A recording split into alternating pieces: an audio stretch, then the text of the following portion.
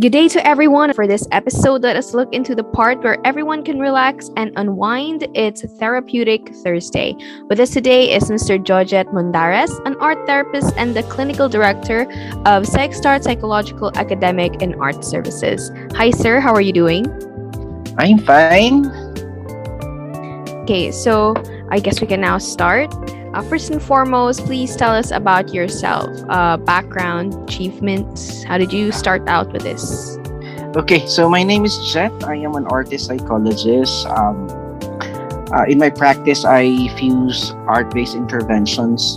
That's why in providing psychological services, there are instances that we really start with art. Aside from that, I've been I've been going around the country for my advocacy in sending across the message of hope with the use of art.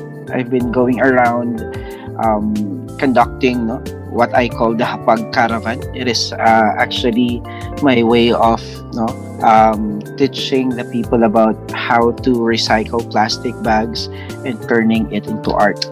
In the process, I send across the message that kahit basura, may pag-asa pa. That's a really good advocacy, sir. What?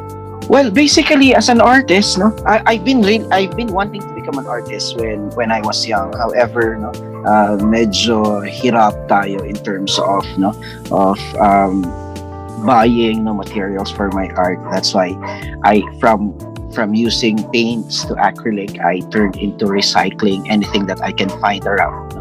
So since elementary, high school, I've been into upcycling until until when Baguio started to have a problem with trash. That was already around 2000, late 2000, where I was able to see the wonderful colors of plastic bags around, from purple, pink, in other colors, which we do not really have before. So I tried to play with it. I tried to work on these plastic bags. I experimented on them until I was able to fuse them together, and I was able to see that indeed they can serve as a substitute, as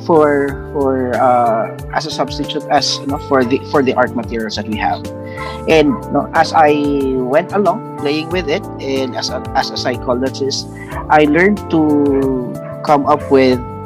I saw the deeper meaning of turning plastic bags into art. That's why I was able to use it in educating people about having hope. And since then, the mindset of starting to use art as an intervention, in my profession as well as a psychologist, started. What are your favorite aspects of your work or this industry in general? Okay. Well, I have to talk about it in two ways. No, first, as an artist per se, and the second one is as a psychologist. As an artist, what I love most with what I do is that there are no limits. There are no limits into it. When we talk about upcycling, when we talk about turning anything into something more valuable, it becomes limitless. And that's what I really love with what I do. I was asked before, in terms of the main material that I use, for example, plastic bags. I was asked before, we are starting to ban plastic bags. So what will happen if you run out of materials? Then I simply told them, well, if we run out of plastic bags, then I guess plastic bag art will have its natural death. Well, in the first place, it started as an advocacy. So it will have its own natural death, and probably by then we can have other new materials to work on. Now, in terms of my profession as a psychologist, what I love with art is that it bypasses the traditional way of doing interventions, like our traditional talk therapy.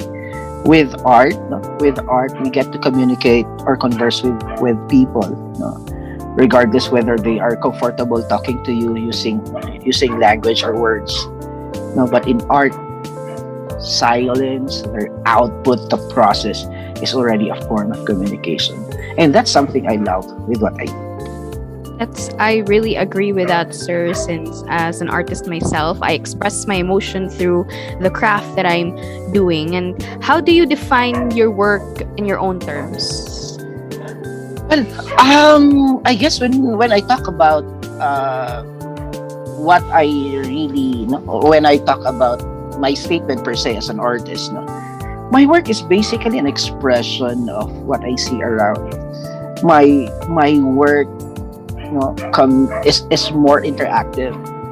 Though I really love, in terms of my art pieces, though I really love working on, or coming up with abstracts, where it's basically, what do you call this one, an expression of what I feel and what I think.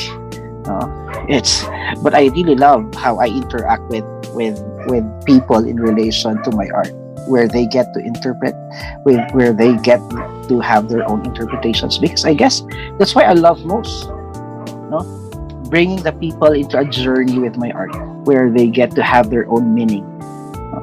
Yes, I have my own way. I have my own interpretation. I have my own expression. But I guess what is important is what they see in my art. Okay, because the insights that they generate as they journey with the shades, with the colors they see, is even more important than what I really intended it to be. And that makes the art, I think that makes the art more alive, no, than anything else. You have mentioned, sir, di ba, na it's not about how you view it, it's how others view it. So, in your experience, what do they view your art as? Well, I had this art piece before. It's entitled Down Memory Lane, where a lot of people would really see, different things in my art, like, because the piece was actually created in a way that seemingly it becomes a photograph, no, a silhouette of a photograph. They get to see several things, okay, and some of them would say the artwork brought them back to their childhood. Some would say they brought them back to during the war, and so on and so forth, no. And basically, what I really love there is they get to tap their own personal experiences, their own personal interpretations. Okay? And that makes the art piece very unique and very alive, because it do not dictate, no? The piece would not really dictate on you as to what you should see in them. Okay? But it provides a different experience for every people. Uh, so that's what I love with some of my works. Are there any unique skills or lessons one can learn or gather from doing your kind of work? Oh well, there are a lot of things. There are a lot of things aside from the technique per se. You get to see different life lessons as you do plastic bag art. Okay, for example, because my material is very different. My material is very different. I really get to experiment as to how I could really produce, let's say, characteristics of crayons, acrylics, watercolor with the use of plastic bags. See, so when we talk about techniques alone, we get to learn a lot of things. It's different. It's different when you use acrylic or other materials. You can combine them to create some colors. Okay, but for plastic bag art, you are only limited by the colors of plastic bags, and we do not have a wide array of colors compared to acrylics and other materials. Okay, so you get to really think of ways on how to create lighter colors, darker colors, a combination of such. Sometimes I get to have a base of black to create some shades or shadows, for example. Okay, so technically it challenges you to come up with the things that you really would like to happen with your colors. But in terms of life lessons, that's where I would like to. That's where psychology would come in. Like for example, in my material, if you're going to check my videos, you get to see that I use flat irons, for example. I use heat actually to fuse plastic bags together. There are no adhesives or other things that I put into it, plainly plastics and heat. Okay, and one of the things that you can realize there is, as much as you would like to make, let's say, a straight line with the use of, your flat iron, and plastics, you cannot do otherwise that when plastic is heated, they actually shrink. They actually shrink, which means there are instances that you get to realize that as much as you would like to control things, there are instances that you really have to accept them. Okay? As much as you would like the piece to be perfect, let's say you would like to have a straight line here. Sometimes it won't happen. So you get, no, the process of art making with the use of plastics would teach you that there are things that are beyond your control. See? And you get to see them there also, that when heat is too much, they tend to, let's say, melt the plastic. They tend to create some holes or destroys, the plastics per se. Okay, but if you get to put there a good amount of heat, they would actually fuse together and they would actually strengthen the material. So as you turn plastic bags into art, you get to realize that, yeah, when we talk about stress, what we needed is a good amount of stress that would really strengthen us. But we do not need too much stress that it might even destroy us. See, there are a lot of things that's why I love, doing artwork, especially when I bring it to the communities, but because I get to communicate with them the different life lessons that they can get from my work. Okay, that is art. That is plastic bag art alone. Of course, there are other things that you get to learn when you use other ways of, other medium, for example. Okay, when we do art, in psychology. Wow, that is, I have learned a lot from that answer, sir. But can these skills or lessons be gathered from other types of experiences in life?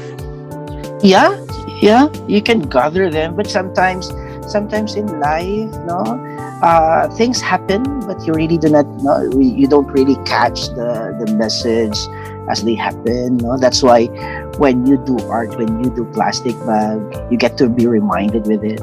Sometimes we get to realize things by looking at simple things. That's why when we get to connect ourselves with with what you do, you get to be reminded of these lessons. That's really what skills or lessons do you think that can only attain from working in this type of industry? Well, when what is good, what I do, fusing art and psychology, for example, I guess the most important thing is you should be open to possibilities. Okay.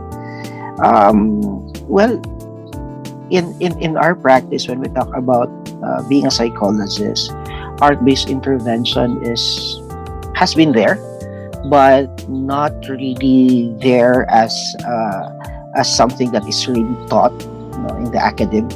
We only have a few schools that really tackle art-based interventions. Actually, in other countries, we have art therapists, for example. Okay, but in the Philippines, art-based intervention is under the practice of psychologists and guidance counselors. Okay, so basically, I would say that it's not that highly specialized as a field, or let's say, it's not really something that you really learn for a longer period of time and really fuse it put it into practice, it goes as it is seen more of it is more seen as a tool or an intervention, under the practice of psychology and guidance and counseling and other works like social work and other fields. No? I guess for this one, it is very important that you really get to perceive, or you really get to embrace that sense of creativity. Creativity is not simply about coming up with an art piece. It's really a mindset. It's really a mindset. Therefore, if you have that skill, then you would be able to be more open about using this tool, art as a tool in intervention. I guess I would like to mention here that where I am coming from, here I'm coming from two fields: the field of art and the field of psychology. Okay. In other countries, there are art therapists who are plain artists, and there are also art therapists who are coming from the field of psychology. Okay, and the third area is they have art therapists who are a combination of the two. Okay, in the Philippines, when you talk about art therapy, it is always, because of the licensing, using art as a tool for intervention would always come from the field of psychology and guidance and counseling. But you have to understand, doing art per se is therapeutic. Okay, art in itself is therapeutic. So the question now is, if art in itself is therapeutic, why do we need to have an art therapist? Okay, because I guess there are several skills or expertise that a psychologist can bring into the practice of using art as an intervention. Okay, that's why a psychologist or art therapist would be able to extend the experience. He would know when to prolong the experience, when to hold the moment of art experience rather, and he would know when to stop it or when to end it. Okay, that's why art being fused with psychology would become purposive. Okay, would become purposive. Doing art is indeed therapeutic. No, that's why when you are stressed, you can do your own art. You get to go back to your art. Okay, but that is your own personal journey. When we talk about art therapy, it is an interaction between you doing the art and your therapist. The therapeutic relationship would actually magnify further the value of art as an intervention tool. Okay, and that makes it more brilliant. But I'm not saying that doing art without a therapist won't help. Okay, it will still help, but I guess there are other things. When the problem is indeed too intense, that there's a need for you to have somebody who will guide you.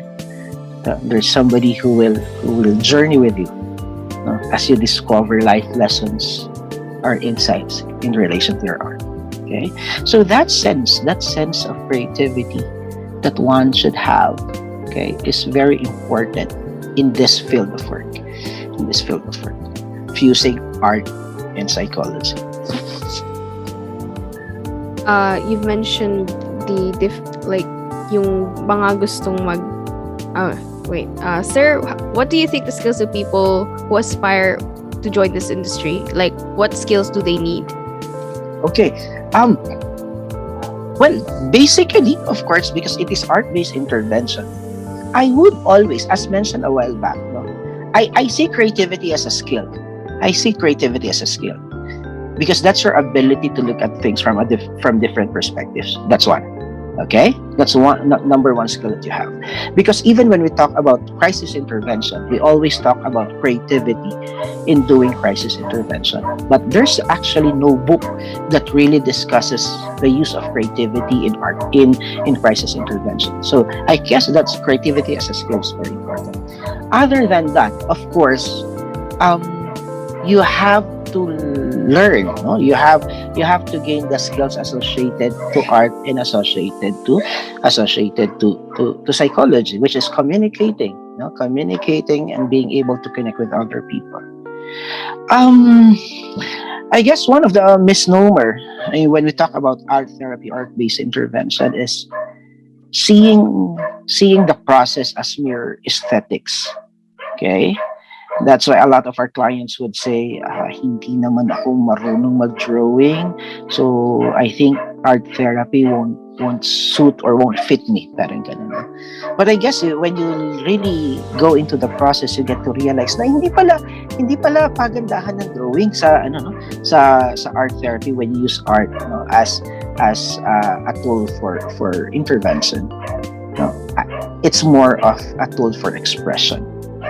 Okay, so how you are able to connect, how you are able to let's say listen, with the client through his art is a skill also that you have to gain. Okay, but it's really a plus. It's really a plus when you know how to make use of your material, no, for your art. Okay, I think yun yung kailangan sa field na to. How do you view the current art industry and all forms of art under it sa Pilipinas? Okay, so going into there, no, sa art, eto, no, in my experience, iba kasi yung material ko when in terms to art, no, being an artist per se. Hindi ako makapag-join actually ng mga art competitions because my art is different. Is that it does not fall into mixed media because I do not mix anything. Okay, it does not fall into painting because I do not paint. That's how they defined it. But if you're going to look at my work, mukha siyang painting talaga, no? Akala mo pinintura, no? That's why there was even a time na yung work ko,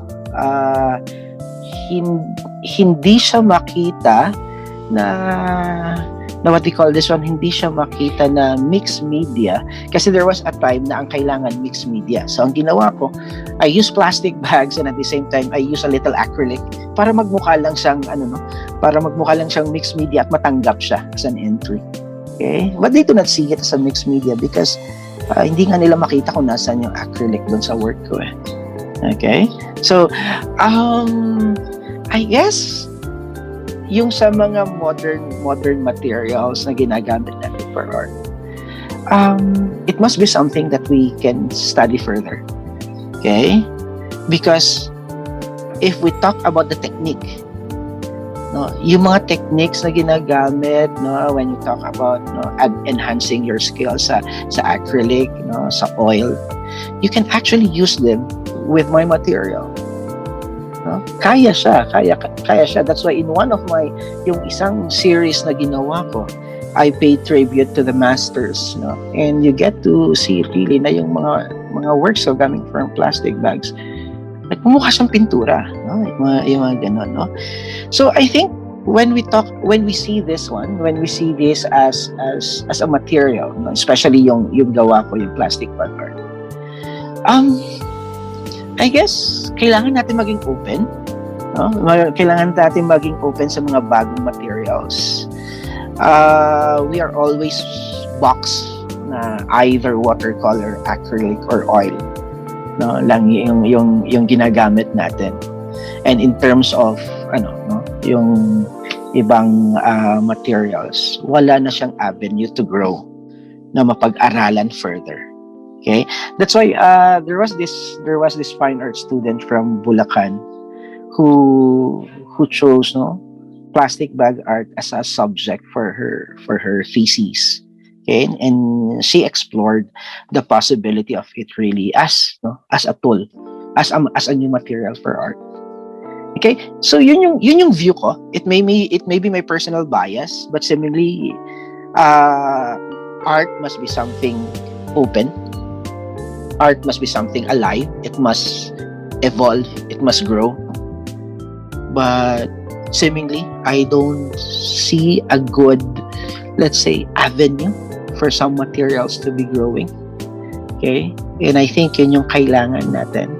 And pati sa market, kung titingnan mo yung market, outside the country, when you talk about upcycling, when you talk about new ways, new arts or modern art, for example, they are actually earning, no? They are actually earning. Pero sa atin, hindi ganun no? Kung galing sa basura, minsan ang tingin nila basura pa rin, parang gano'n, no? Not compared with other countries. If you upcycle, nagkakaroon siya ng value. I guess yun yung pananaw ko at the moment, na sana we get to have a reframe of those thoughts and come up with a new avenue, or a new opportunity for new materials to grow further.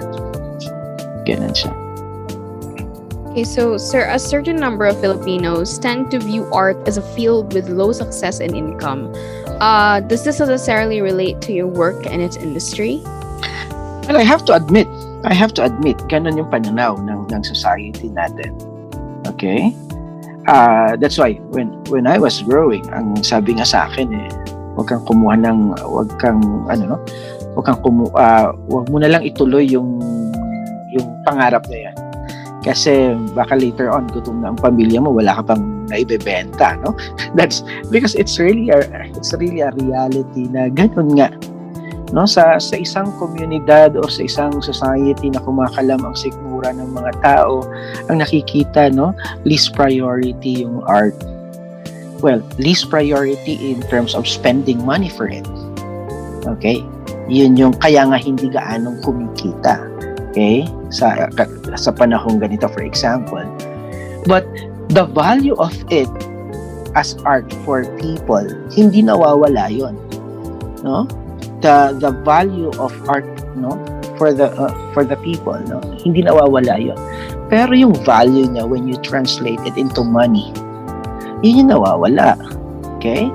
That's why during the pandemic, marami akong kilalang artists that they were forced to sell their art pieces ng mas mababa because they need to earn. They need to have money, no, for their family. Okay?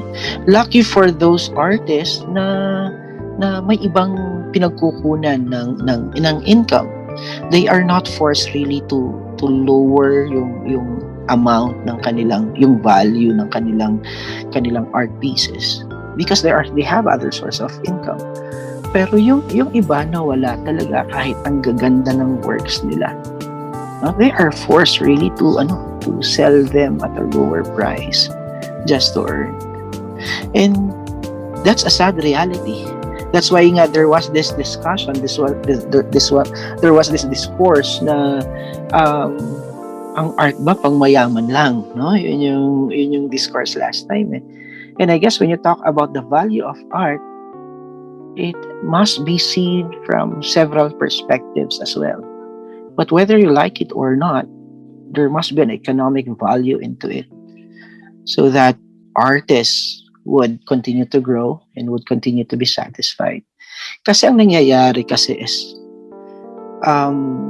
minsan yung economic value ng art nawawala. Kasi nga, art is seen as mere expression. Kaya ang pananaw ng ibang tao, expression mo naman yan So, hindi kailangang mahal. Yung ganun yung pananaw nila di ba? So, yun yung problema. Yun yung problema when we talk about this one. But I guess, no, kung sana there are some groups who would really support artists, mawawala kasi madideplete kasi yung mga artists. Okay? Because you cannot live by simply having the art expression. Okay. Well, kung you view things differently, na okay lang na simple lang ang buhay, kumakain lang ng 3 times a day, walang gaanong gastusin, pwede yun if there's somebody who's supporting you. Pero you have to thrive, you have to live. And kapag ganon, yung artist kailangan kumita. And if we won't have a new way really of helping them then pahirapan ang maging isang artist sa Pilipinas. What is your advice for them to seek opportunities in this type of society? Well, the good thing that is happening now is municipalities and cities are really trying to recognize other artists. The tourism industry in different municipalities and cities are starting to pull in their artists. Okay, and if we're going to look at now, we have artists putting up their own art galleries. Okay, so ibig sabihin hindi lang siya yung art per se, but they add some value into it. They use their art as a way to put up another source of income, to come up with another income. Like they put up their own gallery, so pag mag-visit sila, separate income yung pag-visit sa gallery, like some entrance fees. Then some galleries nagkakaroon sila ng cafe, so may other source of income yung artist. Yun yung nagugustuhan ko ngayon, no? Hindi katulad noon nung pumunta ka sa studio ng artist, titingnan mo lang siya, no? Ngayon, we see the value of paying. Okay, we're starting to see the value of paying, and we see the value of helping them. Kaya pag nagpatayo sila ng cafe, ng studio, may added income sa kanila. At yun yung sinasabi ko na maganda. Okay? Dapat we get to empower the artists. We get to help them para may ibang source of income. Kasi kung sales lang ng artworks yung aasahan ng ibang artist, mahirap. Unless you really get to establish your name in the field. Yung na-establish yung name sa field, yun yung kumikita. Pero ang nakakalungkot, kumikita sila ng malaki, mas tumataas yung value pag patay na sila. yun yung nangyayari. I'm from Baguio, and dito sa Baguio, nakikita mo yung pagma-mushrooms ng mga galleries, ng mga art cafes, for example. And yun yung maganda na nangyayari ngayon. May mga municipalities that they pull in their artists, okay, and they come up with activities on ways on how to help them as well. At napakaganda ng ganun. So yun yung nakikita ko na kailangan natin gawin.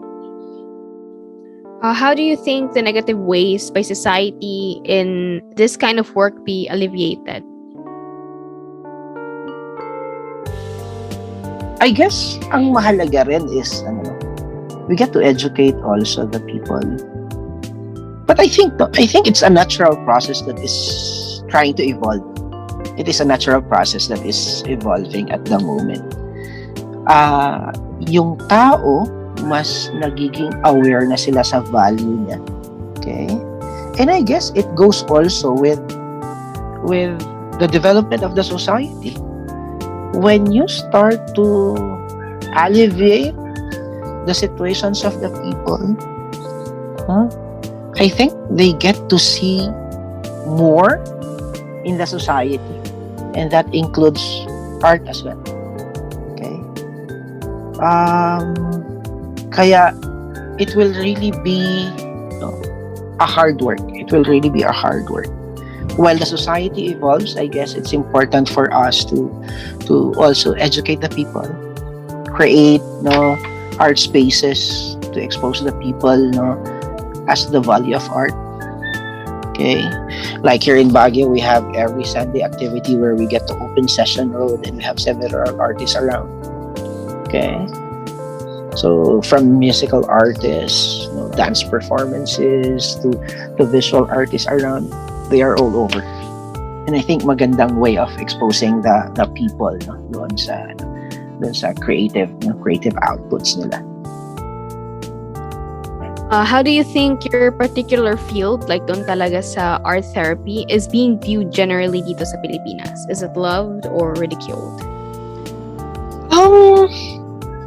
People start to become curious, actually.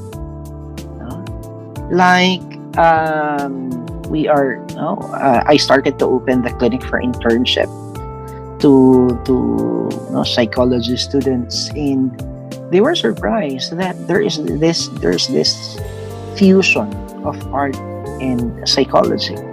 Okay, and they really, they're really curious, and they're really surprised to see these things. And even for some clients, they get to say, this is something new. This is something new that we can actually explore. But I guess, just like anyone else, something new is not easily accepted. Okay, something new is not easily embraced. Okay, uh, but as we grow in the practice, for example, we get to realize the value of it. Kaya, for example, for me, when you do art-based intervention, mahalaga that you get to see yung benefit of the art-based intervention, so that clients will get to share also to others na art-based intervention works. Okay? And I guess yun yung start para makita siya as a good material. We've been seeing art-based material as an effective tool. Okay? But we haven't seen it yet as a major tool. As a major tool for intervention. Okay? Ganun siya. So kailangan niya mag-grow. Okay. There are only a few artist psychologists na nagpa-practice actually ng art therapy. Well, I guess because in the Philippines, yun nga sabi ko, hindi talaga siya specialized na field. Like in other countries, they have a license. They provide or they give license to art therapists. It's a different profession, hiwalay siya sa pagiging psychologist. Dito kasi hindi kasi ganoon. Okay? Pero I hope it will grow later on. Are there any instances where you feel your field of interest is overlooked or underappreciated? As a psychologist, I would say we are in the time where mental health professionals, to include psychologists, guidance counselors, and the other professionals are being recognized. So nandun tayo sa field sa time na we are actually being recognized, dahil nga doon sa mental health, from the creation of the mental health law, and there are other laws that are coming in. So mas nakikita yung psychologists and guidance counselors, psychiatrists at the moment. Okay, but when we talk about arts, when we talk about arts, medyo ko dyan, ang tingin ko dyan is the situation, motivated people to work on their arts, on their art pieces, whether you are an artist or not, kasi they need an expression. Okay, when they talk about how to handle stress, let's say, or how to spend more of their time given the limitations of brought about by the pandemic. So mas nagkakaroon siya ng opportunities na masubukan yung art ngayon. Okay? Pero yun nga, in terms of the economic value in relation doon sa art ngayon, marami akong kilalang artist na medyo hirap during the pandemic.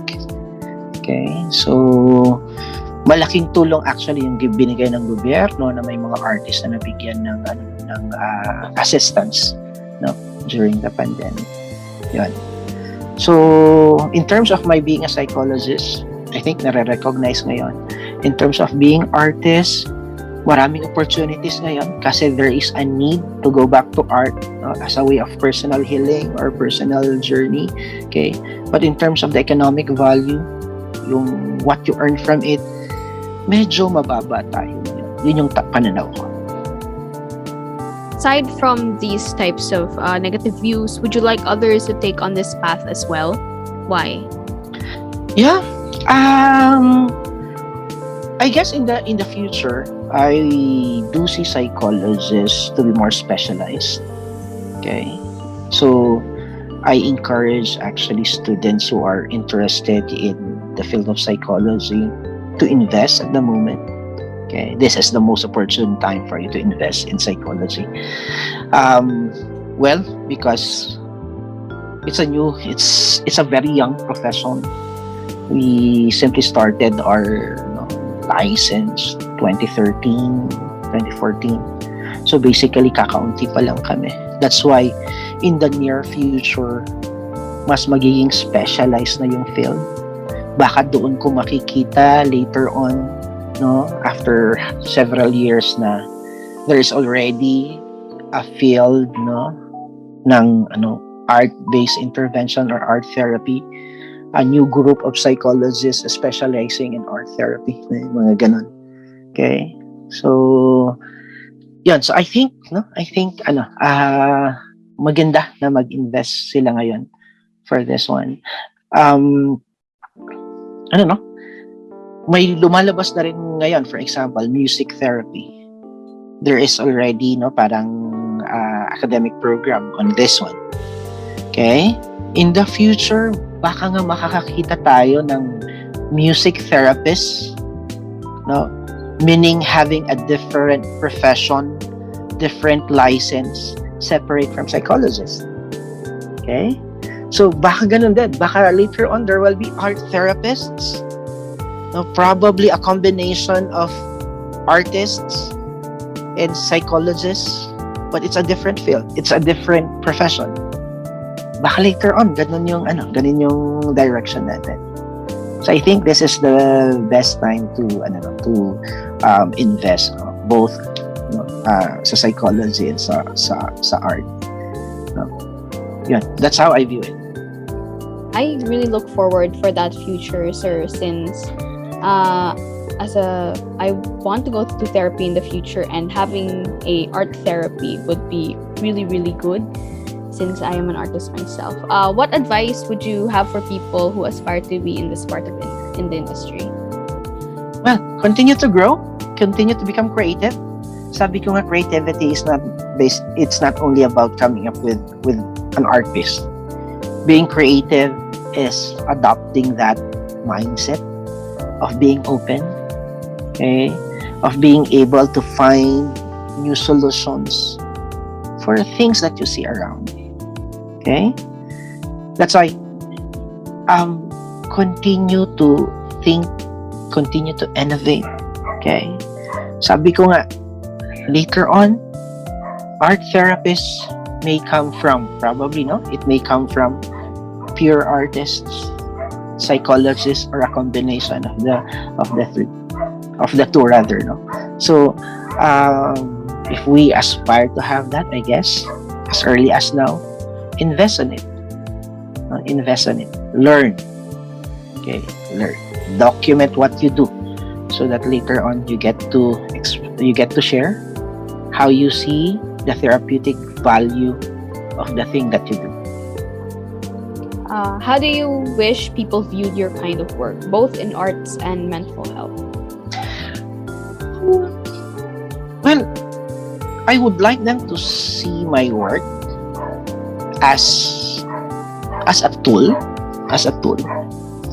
for them to see their mental health per se, a tool that will allow them to journey, no, towards recovery. Okay? Ganun siya. I guess ang pinakagusto ko sa work ko from the very start is not my own explanation, but the explanation of people. Mas maganda yun. Mas buhay yung art mo pag ganun. Okay? Mas nagkakaroon siya ng value. Because in the end, you are not always there to explain your work. No?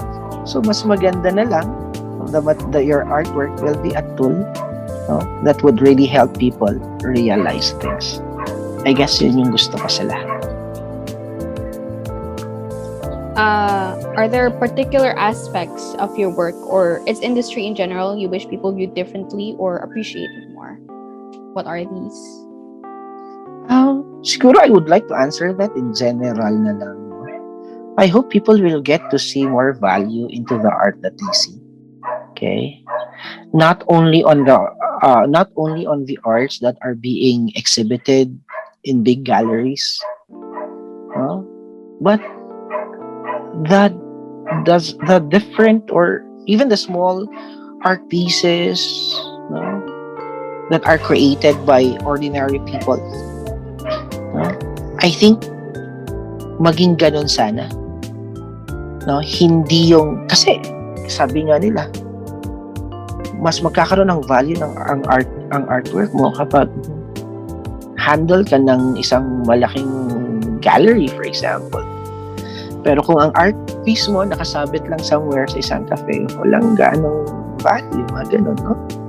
So I think we should be able to see the value of art regardless kung nasa malaking gallery siya or simpleng sabitan lang ng artwork or just simply things na nasa bangketa. Okay?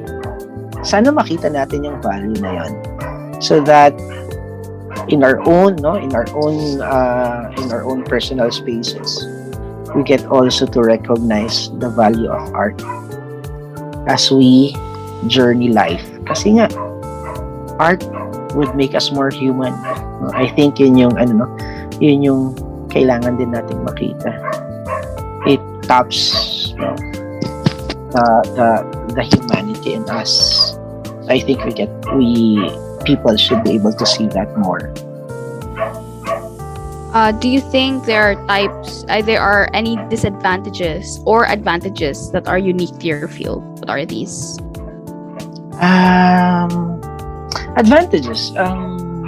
Well, I guess for me, I fuse art with psychology. Sabi ko nga, hindi kasi ako full-time artist. No? Yun yung lagi kong sinasabi. Okay? But I am an artist. No? Sa office ko, I have my artworks, no, being, no. Actually nagmumukhang gallery yung aking space. Okay? I think sa personal level, what makes things unique for me is that, well, yun nga, I fuse art with the practice. So which means mas iba yung value niya. I'm not saying na nagkaroon siya ng mas magandang value, no. Nagkaroon siya ng ibang value kasi yung art piece ko is associated with the practice of psychology.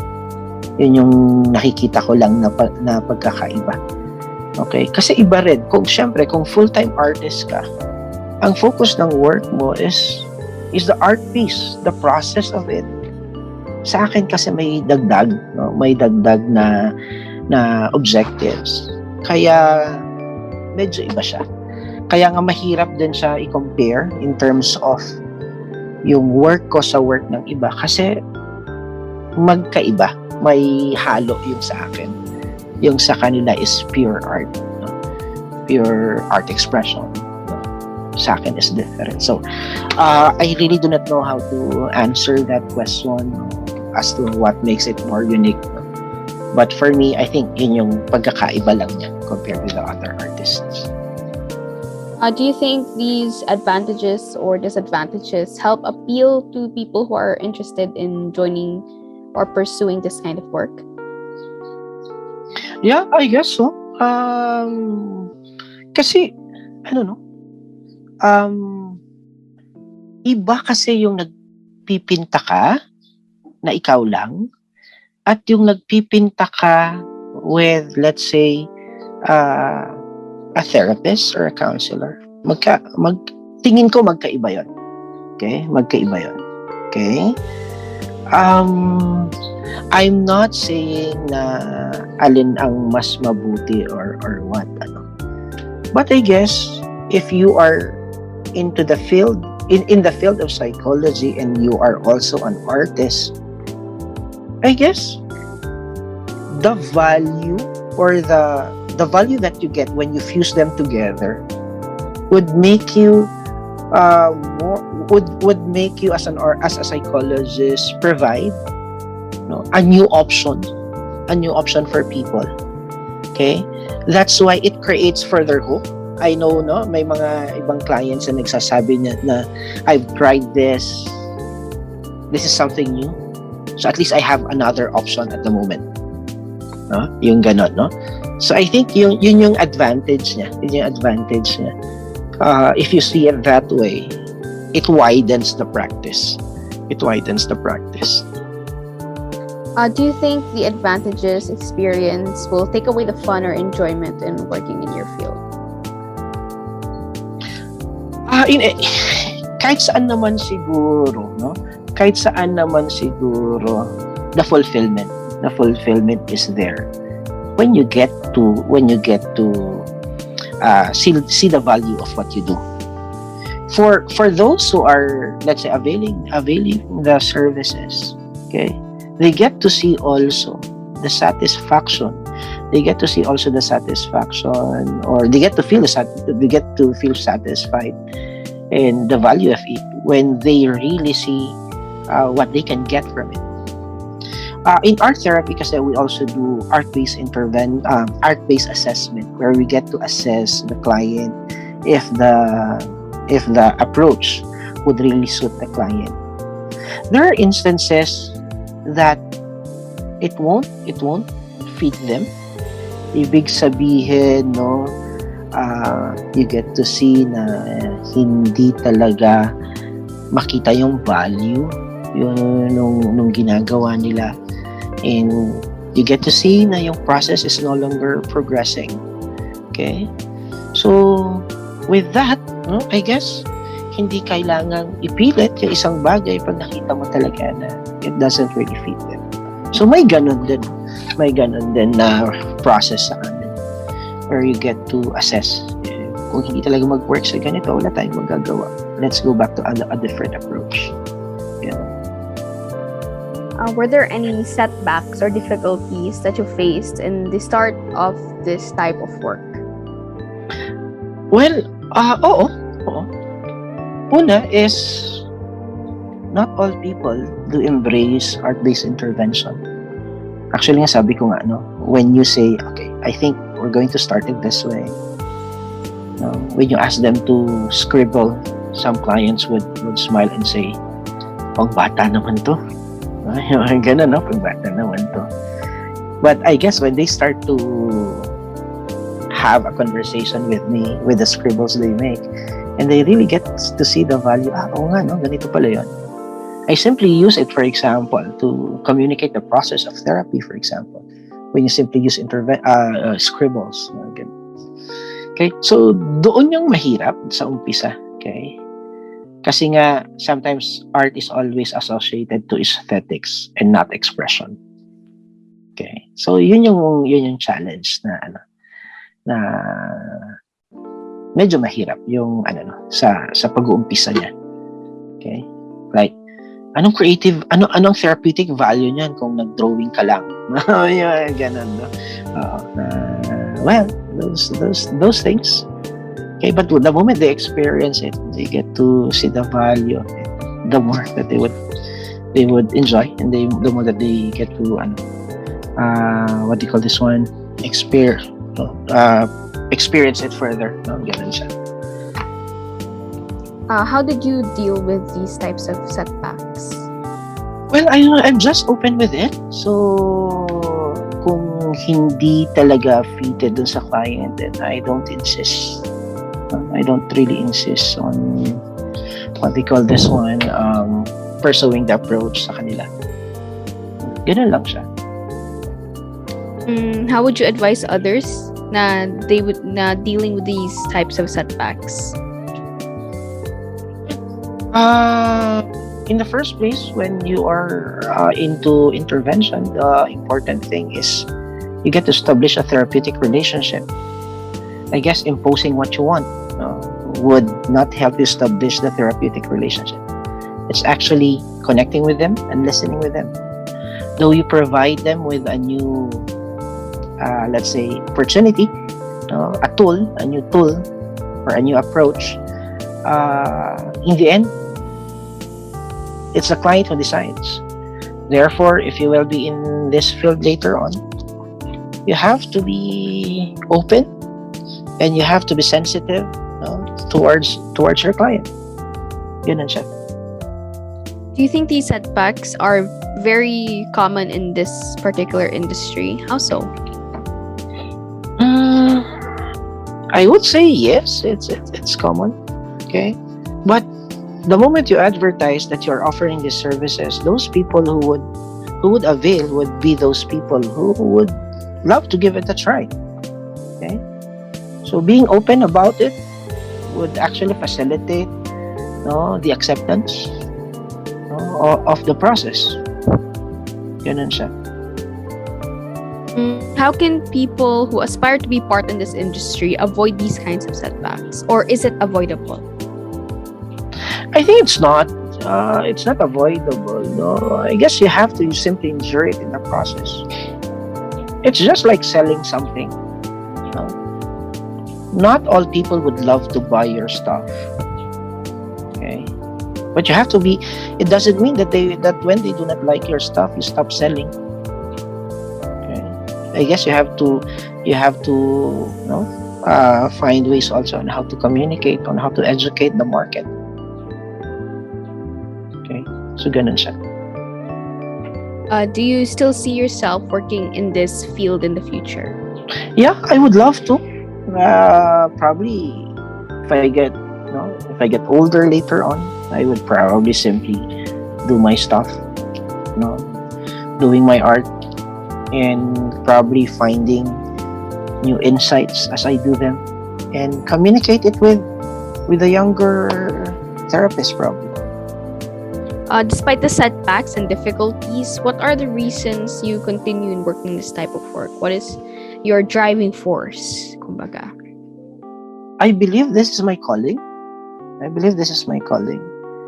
And I learned to love it, and I learned to grow with it. Okay. Well, in my profession, I have several tools available. But one thing that I use is art. So, yun nga, sabi ko, I continue to use this. I continue to become an artist psychologist because I love doing it. Okay? But it's different when you start to become sensitive as a psychologist, as a practitioner, that there are instances that you cannot actually use this tool to all clients. Okay? So you have to go back to the other tools that you have. But I guess naniniwala ako this is my calling, and I will continue to grow with this. Given the opportunity, would you ever leave this field behind? No. I sabi ko nga siguro no one is exempted sa sa mga stress, mental health issues. And lagi kong sinasabi sa mga clients ko, when you experience something different, something not so good, I guess it's important for you to go back to something you love doing. And ganun din ako. I may be a psychologist, but when I don't feel well, I go back to what I love doing, which is art. Sabi ko nga, just like a caterpillar, go back to your own cocoon. Spend much time in your cocoon, and trust me, after some time, you will now be ready to fly just like any other butterfly. That's very inspirational. Jatan ko muna yan mentally, sir, para magamit ko in the future. Where do you see this kind of industry in the Philippines going in the future? Sabi ko nga, it will be more specialized in the future. Okay? I am saying that probably art therapists, musical therapists, or music therapists, for example, would probably be a different profession separate from being a psychologist. Baka ganon. Because in other countries, ganon siya. Art therapist ka, psychologist ka. Dalawa yung lisensya. Baka ganon. That's how I look at it. How do you wish this would impact others? Well, I guess, just like the history of art therapists in other countries, sabi ko nga, their art therapists came from pure artists, psychologists, and a combination of the two. And I guess, kung ganun yung mangyayari, it would encourage people in the field of art, or those people who love art, to probably see a better or a more specialized purpose of the art per se. Okay? Marami namang gamit Marami namang field. Like for example, when you take fine arts, marami namang pwedeng puntahan eh. Okay? Pero pag nakita siya na mayroon siyang therapeutic value. Okay? Hindi ko sinasabi na walang therapeutic value at the moment, no? Pero pag nakita mo siya as a specialized field, okay? I think marami yung magkakaroon ng interest to grow further in the field. Do you think that the industry that you are is greatly beneficial to oneself? Yeah, it's the self into the community. In what ways, sir? Well, sabi ko nga, art in itself is therapeutic. I think the value, no, the advantage is that we become, the what do you call this one? The advantage is when you are in the field, I think you're expected to at least be more capable of using it for your advantage. Okay? And if you are knowledgeable on how to utilize it for a therapeutic purpose, then I guess you are providing another option for the people. So it helps you and it helps the community. Okay, I think we are at the end of our interview. Thank you so much, sir. Those answers were very inspiring and informative at the same time. Anything you would like to say to our listeners? Well, I guess we have to continue looking at the value of art. Sabi ko nga, art in itself is therapeutic. But I guess there are instances when the problem are too intense. It's difficult to journey alone. That's why it's important for you to journey with a counselor, with a therapist, who would provide you, another tool or another opportunity of looking at things. And sometimes art can be a good tool where you would be able to tap the inner psyche, the inner strength that you can use in hurdling, in actually coming up with the solutions in everyday concerns or problems. I think yun lang. Maraming salamat. Thank you so much, sir. Time flies so fast, and that's all for today. Again, thank you so much, Sir Mondares, for accepting our invitation and being here with us. Hoping for a bright future, and always keep safe, sir. Thank you. Thank you so much. Thank you very much.